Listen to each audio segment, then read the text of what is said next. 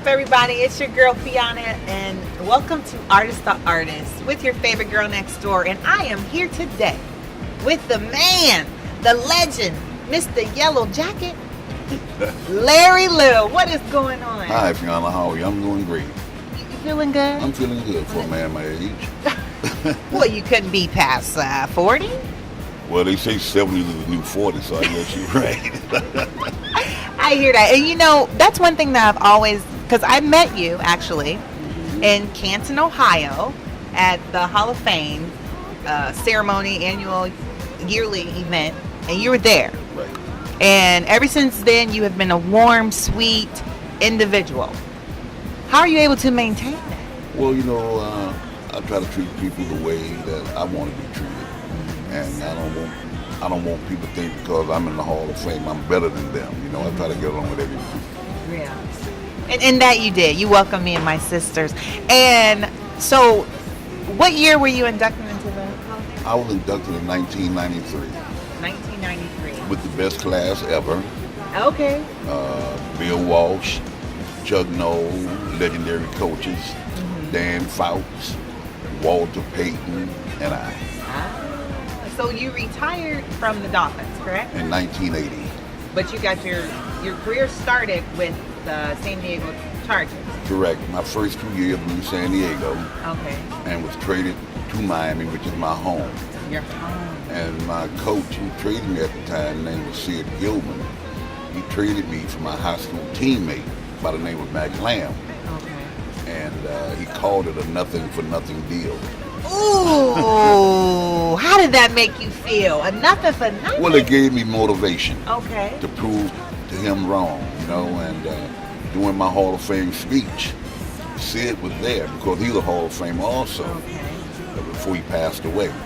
And during my speech, I said, I want to thank Sid Gilman for giving me an opportunity to play professional football and for trading me to Miami. So Sid, he did say that I was the worst trade he'd ever made. So finally he had to admit it. He had to admit it. He played for how many years then? 14 years also. 2 in San Diego and 12 in Miami.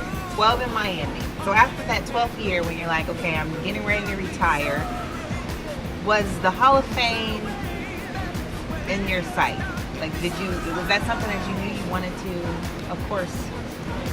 Well, I felt I had a Hall of Fame career. I was already in the Florida Hall of Fame. I was the first Miami Dolphin to be in the Florida Hall of Fame. And I felt that I had a good enough career to, for some of the other people I saw out there, I knew I was going to be in the Hall of Fame one day.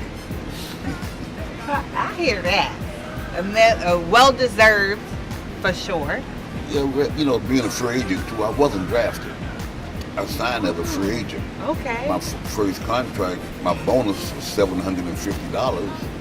Wow. And my first contract was $12,500. Oh my God. And I wasn't on the regular squad at the time, so I probably made my rookie year maybe $7,000 after state tax in California and federal tax. So I made about $7,000 my first year.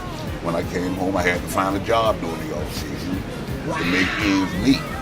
And this is what I did. I found a job working at a juvenile home. Okay. The next year, I came home. I was a permanent substitute teacher in the Miami-Dade County Public School System because I had to work during the off season. But after that, he saw my value, and the money started getting a little better, and I didn't have to work during the off season. So that's always a beautiful thing. So what do you think about then? Do you think that a lot of these athletes today, they're a bit spoiled and they don't understand how good they have it? Well, I look at it this way. I made more money than the older guy before me. Okay, but then they're making a whole lot more money than before me, than after me, I mean. But, you know, I'm not envious of them. I'm the type of person, get it while you can get it because, you know, they don't care about you. You need to care about, think about yourself. Right. Hey, 1972, Miami Dolphins. You captain of the team. One of the captains. One of the captains. Okay, you guys went undefeated the whole year. Do you think that another team will ever do that again? It may happen one day, but it hasn't happened in 44 years so far. 44 years. 44 years. No and, team has ever gone undefeated. I like to say we often imitated but never duplicated. Ooh! But now, if another team would go undefeated, they won't be better than us. They'll just be joining us on top of that mountain. Okay. But like you know, the guys, a lot of people think we party when the last team lose, and that's not true. A lot of people think we get together, drink champagne. That's not true. I might have me a shot of Grey Goose, but you know, it's something that we really so what proud was it of. about that team? I mean, you guys put that team together, and you were able to really play together as a brotherhood. There was no jealousy on the team. We had one common goal. We might not have loved each other like a lot of people think you have to love each other to win, but we went on that field. We had one common goal, and that was to win. A lot of people talk about that 1972 team, but we were better in 73 than we were in 72. Wow. We lost 2 games in 73. Okay. As a football team, we were 32-2 in 2 years. That's greatness. Right. And we lost only 5 games in 3 years. The year we lost, we went to the Super Bowl in 71, we lost to the Cowboys. The next year we were undefeated, we beat the Redskins. The next year we lost 2 games and beat the Minnesota Vikings. We were the only team, first team to go to 3 straight Super Bowls. Although Buffalo went to 4 straight, but they never won one. Okay. But you know, that's something that we are proud with. We carry our great. Yeah. Yeah, because I mean, 44 years. I mean, I don't know if it'll happen in my life. Well, and you know, this year the team that was undefeated along with the Vikings, and they went, I think, 5-0. Next day, you know, they haven't won another game since. So, you know, a lot of people call that the Dolphin Hex, but if it is, so be it. So be it. You went down in history, and you were the exactly. captain, one of the captains on the team. Exactly. So when you got that call, letting you know that you were getting ready to receive your yellow jacket, how did you feel that day? Well, I was in Las Vegas at the time because I was living in Columbus, Ohio at the time. Oh, 18? Oh, yeah. You was in Ohio. Yeah, You know I'm from Ohio. I know. Yeah. I lived there for about 11 months. I was head coach of the Ohio Glory, which is a minor league team to the NFL. I was getting paid by the NFL. Okay. And I was living in Still Columbus. getting that check. I was getting a check. I know that's right. But the league folded after my first year in Ohio and moved all the teams to Europe. Oh. And I didn't want to go to Europe. Okay. And but I was in Vegas on the junket, going to the Super Bowl. Some more people from Columbus. And I was at a hotel and I got the phone call. The guy said, "Hello, I'm so and so. I want to congratulate you for being inducted into the Pro Football Hall of Fame." Wow. I said, "Oh, thank you very much." And, you know, I was calm and cool. And when I hung up the phone, I let out a big yell. I bet you did. Were you moonwalking up and down the strip? Well, I didn't moonwalk, but I was in my room at the time waiting on that phone call. I was hoping I was waiting on the phone call because a lot of times you wait on the phone call that never comes. Okay. And I was told that I was going into the Hall of Fame. What a beautiful thing. And how important it is. I mean, anybody who's playing in the league today, of course, wants to one day be a part of this great fraternity. That's what I call it. It's like a brotherhood, a fraternity that you guys have. How does it feel to be a part of that? Well, it's a great feeling. Are you guys feeling. still, a lot of you connected? And Yeah, we are. A lot of us are connected. One thing I think I'm more proud of than anything else, there's so many of us that went to HBCUs that's in the Hall of Fame. Okay. And I think we have a closer brotherhood than the one that did not go to an HBCU. So, HBCU, what is that? Historically Black College. Okay. Yeah, I know that. No, I didn't know if you knew it or not. You know, you being from Ohio. Oh, we don't have many. We only have one. We have Central State. Central State, that's the only one you have. I think that's the only one. Oh, Wilberforce. Wilberforce, Right, but right. that's getting ready to shut down. Probably. Really? I don't know, Oh. but so do you think that played a big part in you getting drafted? The fact that you went to an HBCU versus a Big Ten school? Well, the reason I wasn't drafted, I was a free agent. Right. And, you know, I had to go out there and I had to prove myself that I was just as good as the guy that went to what you call white colleges at the time. because I couldn't go to a white college when I was growing up because during time of segregation. Oh. So I had no choice but to go to an HBCU. So when you finally did get in the league, and now you have to play with Caucasian players and other players, how was that for you? That now you had to call this guy your brother? Real, the only white guys I really had contact with when I was growing up was the man at the corner store and the insurance man. So yeah. And when I first got to San Diego, I'd never really competed against a white guy before, and I think I held on. Yeah. So what do you feel then? The new movement that's racism is so prominent now in so many different communities, and they have the Black Lives Matter. Have you been involved with any of that, or what are your thoughts on that? No, I haven't. I grew up in age of segregation. I'm a product of riding on the back of the bus. I'm a product of going to the department store and seeing white water here and colored water next to it. And one day I was at this store. I said, let me see if there's any difference between the white and the colored water. So I snuck and we had some of the white water, and then I had the colored water.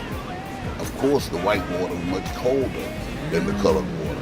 So I mean, I've been through all of this before in my life. So, but I'm very proud of these young people now that really see out there saying Black Lives Matter. I'm very proud of the people that out there still fighting that war.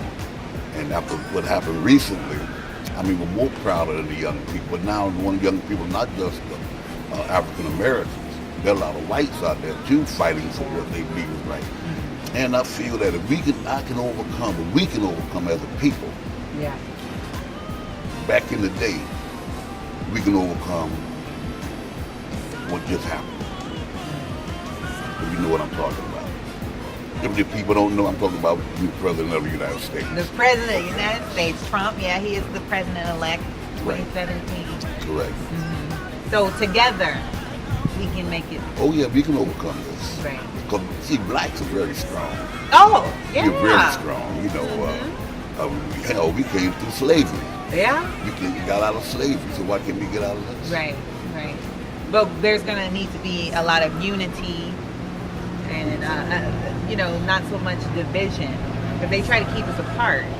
That won't happen anymore. It won't? That won't happen. Okay. You have a few out there, some of us, talking about our people, that's on the other side, but they'll find out. We'll unite. They'll find out. Now you speak about the youth. Now let's fast forward to 2016. Okay. We're here actually at Don Shula, the site for your 10th anniversary for the Larry Little Foundation. Correct. 10 years. Ironically, I played for Don Shula. Wow. He was my coach. Oh, okay. But, so it's like you came back home, huh? Yeah, because we had been moving around different places, and I thought we needed somewhere that was closer for the people in Broward County and above than where we used to have the tournament. So I decided to move here and have a golf course. So tell us what all goes. Well, first of all, the Larry Little Foundation. This is the 10th year for the foundation. Correct. And who do you touch? What's your Well, mission? this past year we gave away over $40,000 to minority scholarships. Wow, that's amazing. We help different organizations with things. We've helped YMCA. We help different organizations. And I take a lot of pride in doing it because this is my community. When I was playing, some of my friends and I, we started a boys camp for underprivileged kids. We ran that for 15 years. And what we did was kids didn't have to pay to come to my camp. They would come in for a week after we had it started at St. Thomas Aquinas, which was back then it was Biscayne College. Okay. We started it there with the Dolphins backing us. Dolphins, supplement our camp. And after the owner and I got a little Dolphin owner and I had this disagreement about what they were doing for me and then my salary, and we can put two of those things together. Okay. So we moved on. Then the United Way took over. They were funding this. And what would happen? You bring in a group of kids on Monday, go home that Saturday. They would stay at the dormitory at Florida Memorial University. Okay. They would stay there for a week, go home that Saturday. Another group would come in that Monday. They didn't have to pay a dime to come to my camp. It was the only one like that in the country. But kids went to summer camp and didn't have to pay. So I've always given back to my community. Yeah. We got them as far as Homestead and Dade County all the way up to Palm Beach County. Okay. We bring kids there. Okay. So with the foundation then,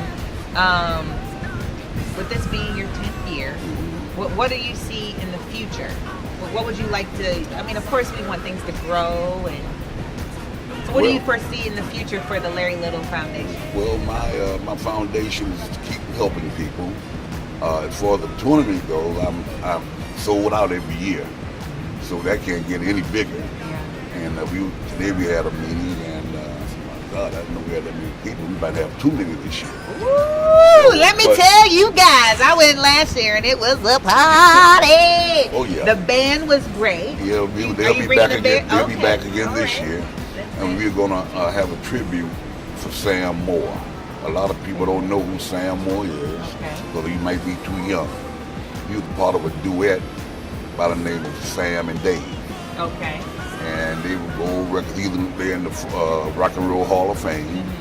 And Sam was a good friend of mine. We grew up in the same church. And Sam just moved back to Miami. And Sam will be at the reception on Friday night. And the group is going to do some of Sam and Dave's songs. So well, you know, Sam that way. Well, I heard there was a little rumor that you just may perform with him. Little Birdie told me you got some vocals, Larry. Well, yeah, I have a frog in my voice now. I'm not like I used to. So, don't be alarmed, Larry. Okay, this is a fun bag. Is it X-rated? Maybe. There may be some questions in there that, we get on that wild side of Larry. I mean, you are a Q dog. You're wearing the purple. True. Let me hear your bark. I told you I have a frog in my voice now. Well, one time for the Q. Just say, who let the dogs out? Who let the dogs out? That's what he said. He's not going to be stumping around, though. Not with the young guys. No, I can hang with the young guys. Okay. All right. Well, what this bag is you grab and I ask. Okay? Okay. I promise this won't hurt you at all. Okay. I'll take your word for it. All right.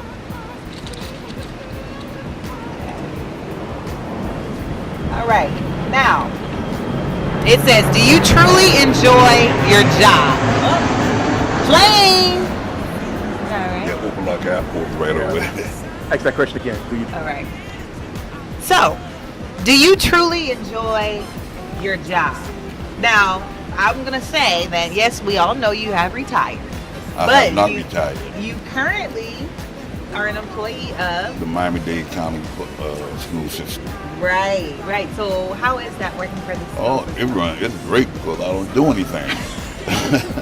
What you mean you don't do I mean, well, anything? I'm a community liaison specialist, okay? And this is part of what I do, running the golf tournament for the community. That's why I enjoy my job. Right. I enjoy what I'm doing.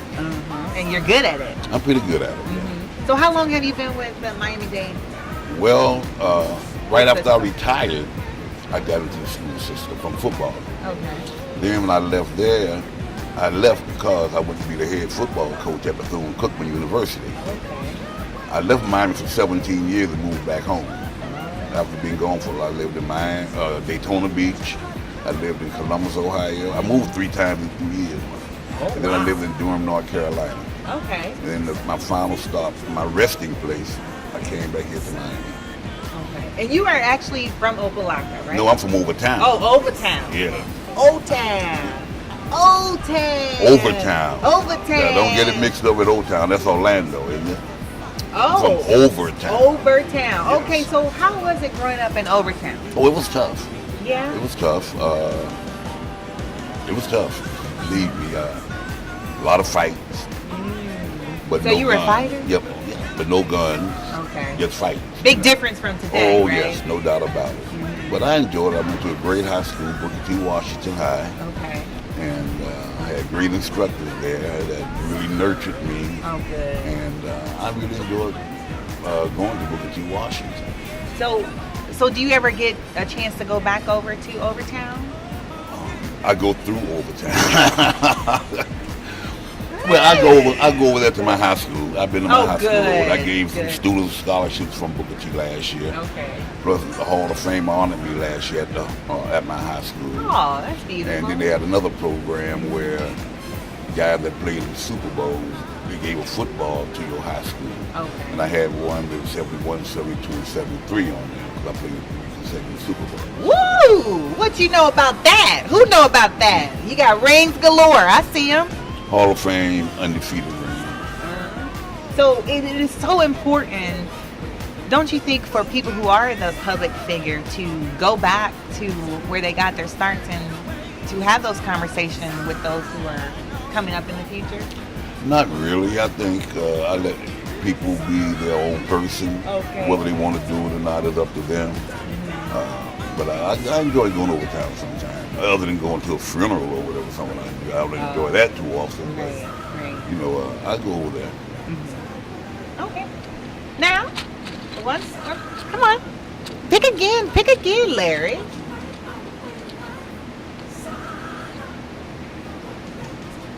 What is the kindest thing a stranger has ever said to you? I tell you what, a lot of people might not remember this man. That I was a great football player for one thing. But here's a guy that mentioned to me one time. He was in the Florida Hall of Fame. I had never met him before. He was one of the best baseball players to ever live. And I was at the Florida Hall of Fame one year, and I introduced myself to him. He said, "You're the best goddamn football player I've ever met in my life. I ever saw in my life." That was Ted Williams, the great baseball player. Ted Williams told me that. Yes, he was a complete stranger. How'd that make you feel? I felt great coming from someone like Ted Williams. Wow, I mean, he's an icon. Yeah. As far as baseball goes. So do you hang out with a lot of baseball players?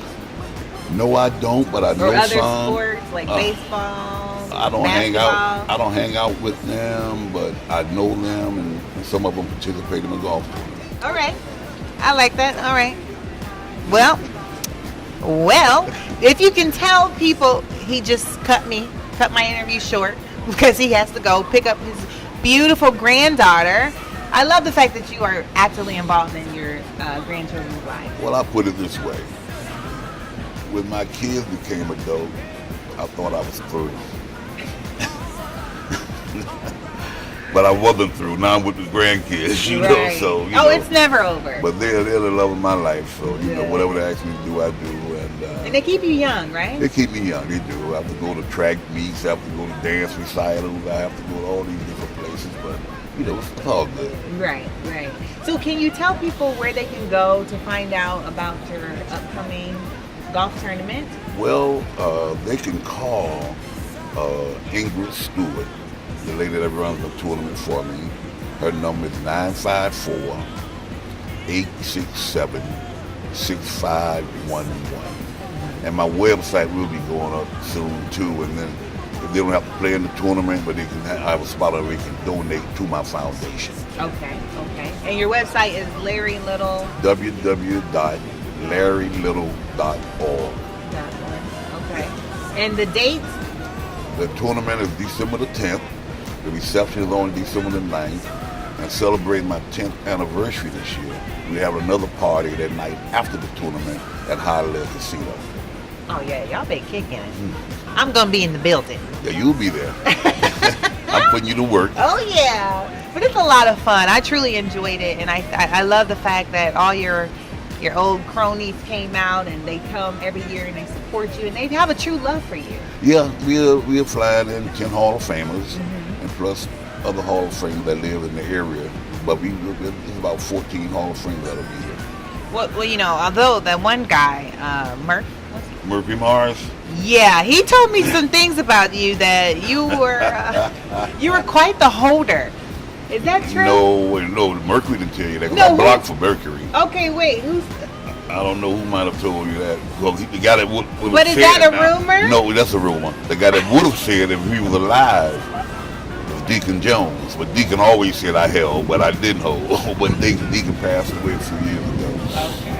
But I don't know who. Let's crush that rumor. Elvin Bethea, maybe. I don't know. He wasn't a holder. Larry was not a holder. No, I blocked him. I knocked him on the ass. Ooh, he'll knock you to death. Huh? All right. Well, I thank you so much for stopping by and talking to us on Artist to Artist. Thank you, Fiona. I enjoyed being here with you. Good. Peace and blessings to you. Thank you.